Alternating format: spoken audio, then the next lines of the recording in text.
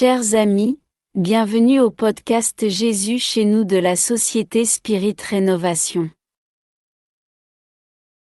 Lors de cette rencontre, nous lirons le chapitre 111 du livre Chemin, Vérité et Vie de l'Esprit Emmanuel, psychographié par le médium Chico Xavier.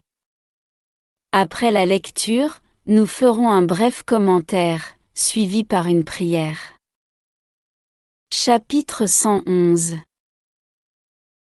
Orienteur du monde. Jésus lui dit, « Quoi ? Vous êtes maître en Israël, et vous ignorez ces choses ?» Jésus. Évangile selon Jean chapitre 3 verset 10. Dans les milieux religieux, notamment dans les groupements spirites, il est très commun qu'apparaissent des orienteurs du monde qui réclament des preuves relatives à l'existence de l'âme. Le temps viendra où de telles requêtes seront devenues puériles, car au fond ces mentors de la politique, de l'éducation, de la science demandent si eux-mêmes existent.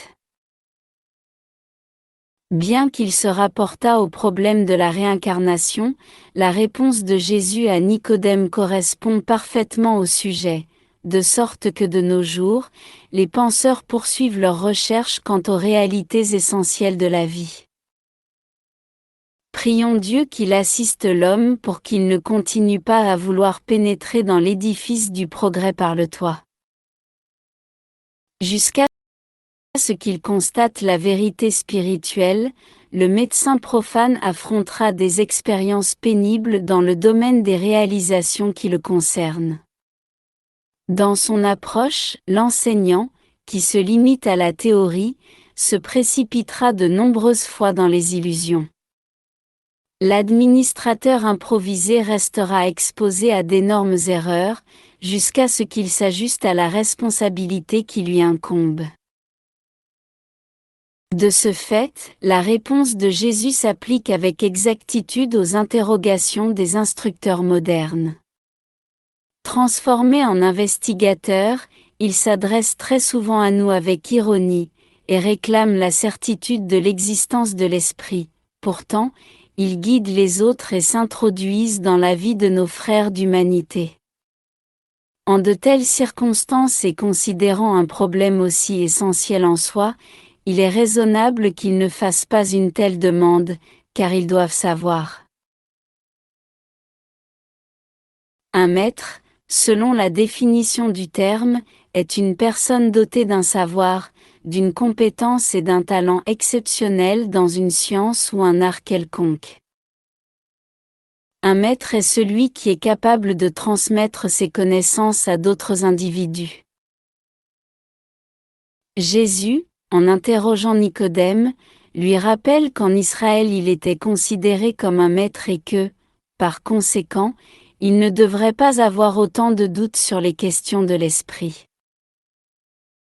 Beaucoup d'entre nous, lorsqu'ils sont confrontés à la connaissance spirite, lisent, écoutent et débattent sur les réalités du monde spirituel, sans l'approfondissement nécessaire. Nous instruisons notre esprit, mais nous laissons cette connaissance nous glisser entre les mains, sans qu'elle pénètre vraiment notre cœur. Kardec, dans le premier chapitre du livre Qu'est-ce que le spiritisme, nous dit : instruisez-vous d'abord par la théorie, lisez et méditez les ouvrages qui traitent de cette science, là vous en apprendrez les principes, vous trouverez la description de tous les phénomènes, vous en comprendrez la possibilité par l'explication qui en est donnée, et par le récit d'une foule de faits spontanés dont vous avez pu être témoin à votre insu et qui vous reviendront à la mémoire. Vous vous édifierez sur toutes les difficultés qui peuvent se présenter, et vous vous formerez ainsi une première conviction morale. Lorsque la lumière s'allume, l'obscurité se dissipe.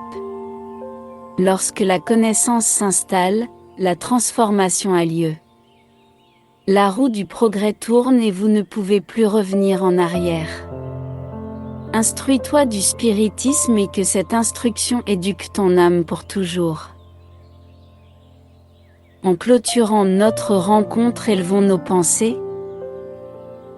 Cher Maître Jésus, nous te prions humblement, en tant qu'apprentis du bien que nous sommes, pour que tes leçons de lumière chassent de nos vies les ombres de l'ignorance.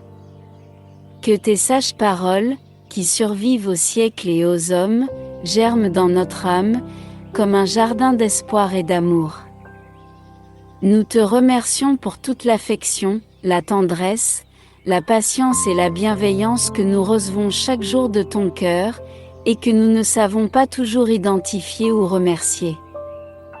Nous te prions que ta paix soit avec nous, aujourd'hui et toujours, ainsi soit-il. À bientôt au prochain podcast Jésus chez nous.